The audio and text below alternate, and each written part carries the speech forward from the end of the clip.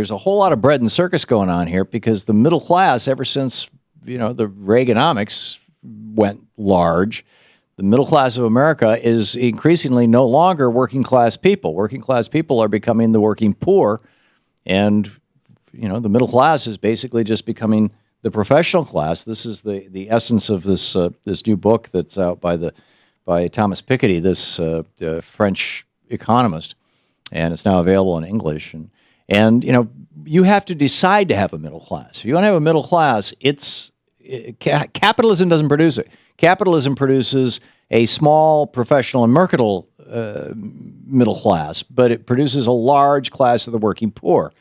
And if you want to have a middle class, you have to do it through policies, through government intervention, frankly. And Seattle is doing that.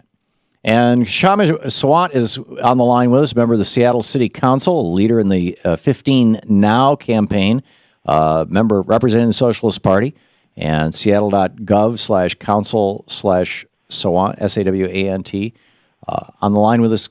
Welcome back, Councilwoman. Thank you so much for having me. Thanks for joining us. Tell us what's going on in Seattle. In Seattle, we are having one of the first real democratic debates that we've had in the nation in so many decades. As you were correctly pointing out, Tom, that we have the ranks of the working poor expanding dramatically at the same time that the profits of the S&P 500 corporations are at historic levels.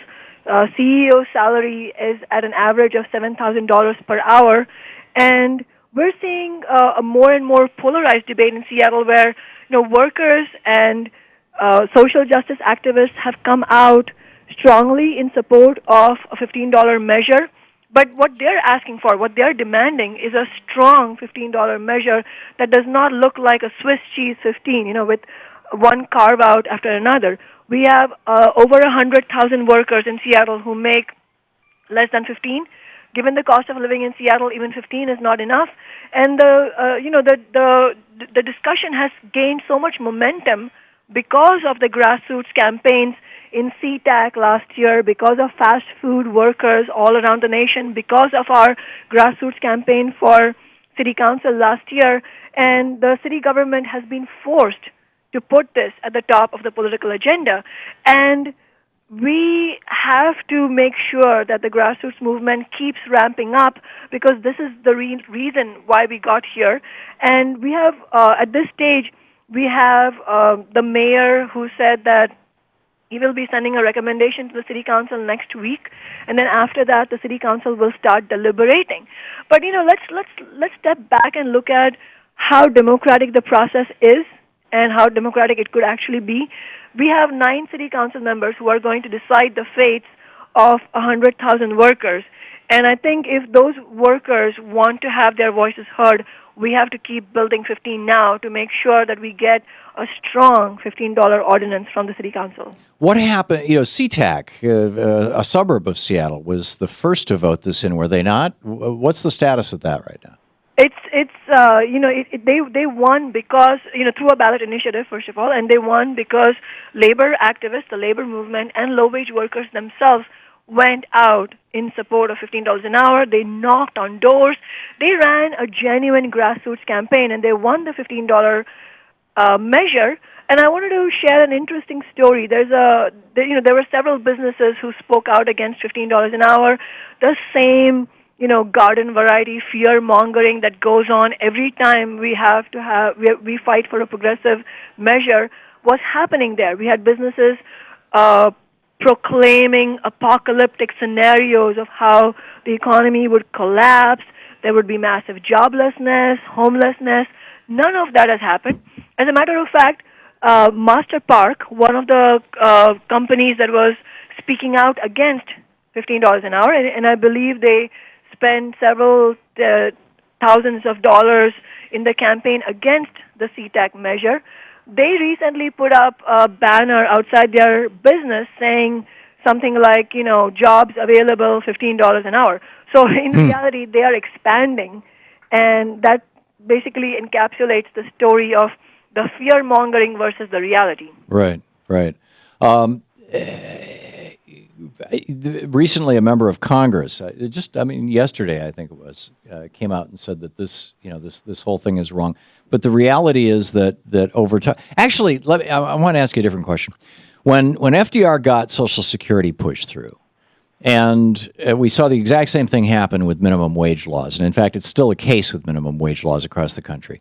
Basically, the deal that he cut with the Southern racists, the Southern white racists, was we will pass the Social Security program and we will largely exclude African Americans from it by excluding domestic labor and farm labor. African Americans and at that time that was an awful lot of farm labor. Now that would be Hispanics as well, and that was enough to get the white racists on board for Social Security. Similarly, our minimum wage laws are filled with Swiss cheese, like you said, that include things like farm labor and restaurant labor, which is predominantly female. To what extent do you think the average person in Seattle gets it that not only is there a problem with minimum wage, but there's a problem with the way that these laws are constructed that is inherently both racist and sexist? I think that people on the ground, people who are living the grim realities of poverty wages, they understand the fundamental nature of that capitalist economy. They may not use the words you and I use, but they understand that the economy is not working for them. They get that they're breaking their backs every day and yet not making enough to pay their rent. If you look at some of the lower rent housing in Seattle, it is so horrible. I mean, any person would cringe at having to have any human being live in these situations, let alone somebody who's working hard to make the city run. I think what's missing or what's been missing in this narrative of the decline of the working class and the race to the bottom in so many decades is the latent power of workers, the confidence that workers can have to fight back against the Southern racist businesses, as you talked about. And also, this is happening today. You talked about tipped workers. I think that's an important point to raise. Why did we arrive at a point where we did end up getting a federal minimum wage and we did get state minimum wages? These are all steps in the right direction, but we only got it because the National Restaurant Association was willing to stop lobbying against it on the condition that tipped workers be left out of the minimum wage. Right. So in 43 states in this country, tipped workers are at a sub-minimum wage, in some cases as low as $2.13. If that is not stomach-turning to anybody, I don't know what will be. And I think that's happening because the real ability, the real power of the working class to fight against big business money is far from being tapped, and that's what. If there is anything different that's happening in Seattle, that's what's starting to unfold. There you go. Working people are starting to understand that we can actually fight against this fear-mongering. We can organize. We may not have the tens of millions of dollars that business is, assuredly going to pour. Hold on just a second. This is the Thom Hartmann Program. Step down. Kshama Swan, I'm sorry we're out of time, but thank you so much. I'm totally with you. You're doing great work. Thank you so much for being with us.